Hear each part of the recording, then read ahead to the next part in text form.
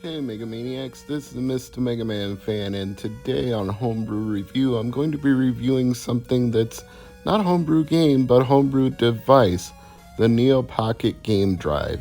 And I needed a whole lot of things to make this work. I needed a micro SD card, and I needed some new watch batteries because the Neo Geo Pocket Color takes one for memory backup, and I needed the Neo Geo Pocket Color itself, along with some brand new AA batteries to power it. So yes, the Neo Geo Pocket Color needs 3 batteries, 2 to run it and 1 for the system settings backup.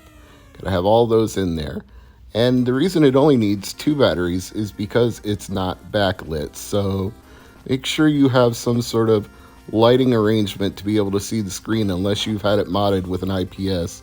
Now, for me, I can actually see it perfectly clear through the camera screen because the camera itself has a light that shines on the screen. But other than that, if you're using this thing, you're probably going to want to play it next to a lamp or with some sort of worm light-like device like they used to sell for the Game Boy and Game Boy Color. So put your watch battery in this slot here. You can use a penny to open the battery door, and you can also use it to lock it shut. Then your AA batteries go in the compartment on the left. Once you've got all your new batteries in and all the battery lids shut and everything buttoned down, you're going to power it on, and you're going to have to go through the system settings. Even if you had them set before, with new batteries in there, you're going to have to do it again. So select your language, select English, and select what you want non-color games to be. You've got a few different color palettes. You can do black and white, red or green, etc. At first I wanted to go with black and white, but then ultimately I changed my mind and went back and did green because it feels a little more like Game Boy, like the original Game Boy if you have monochrome green. But for what I'm going to end up doing with the Pocket Game Drive, we'll see it in color anyway, so not to worry about that. Date and time setting, I guess you might want that for some games, maybe save states or something, but I can't remember any use I had for the internal clock before. But since I've got a watch battery in there that's going to remember the settings, I might as well put it to the current date and time as of when I'm filming this. So yes, you're realizing now that I filmed and edited this yesterday. It took a while too. You're going to see why here in a second, but have to make sure everything is working properly with all the new batteries in there. Can't just assume anything.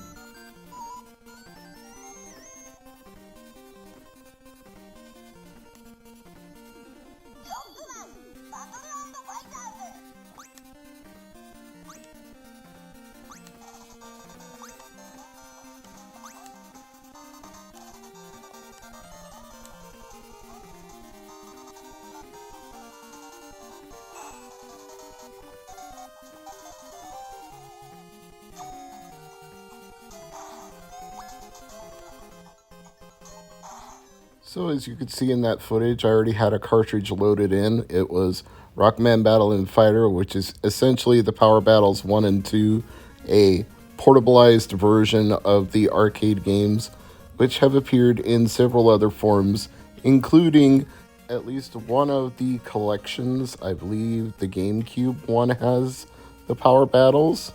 I can't remember off the top of my head for sure. I'd have to double check, but it also came on a cab that came with 5 fighting games, 10 games total, and that miniature arcade cab sells for $200 to $300, and the emulation on it is a little sus, so I've never spent the money to import it and get it.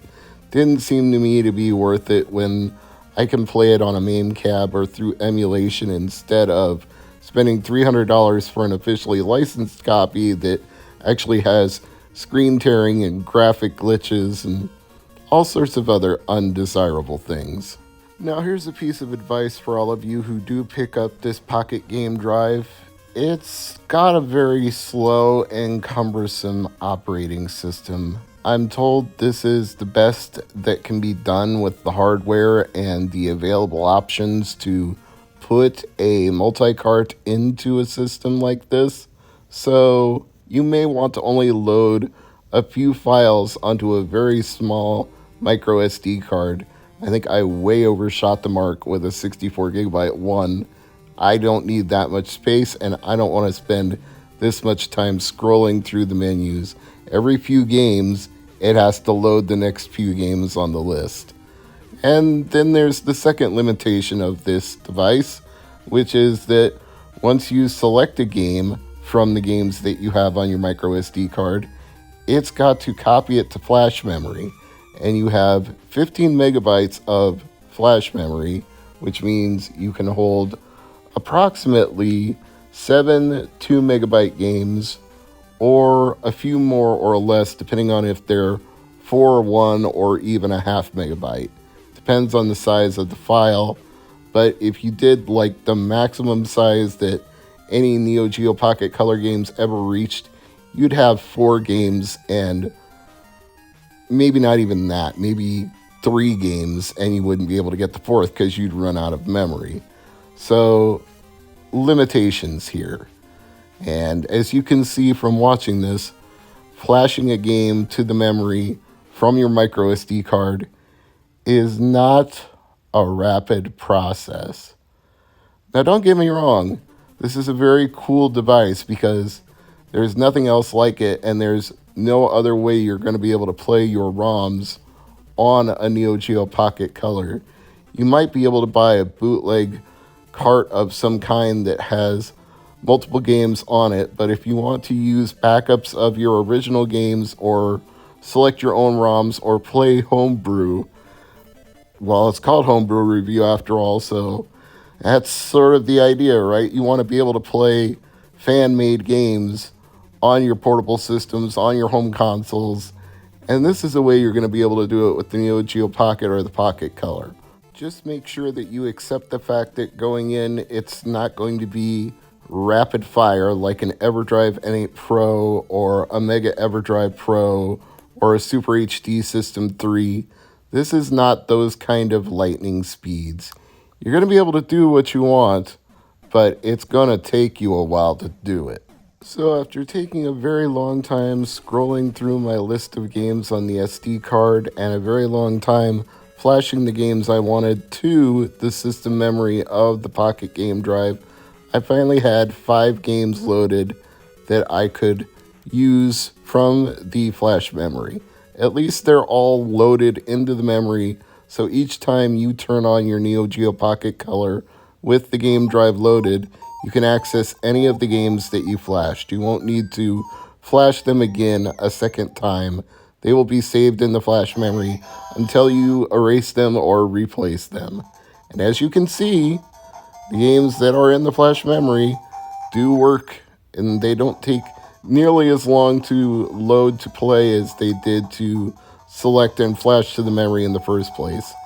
And it works perfectly.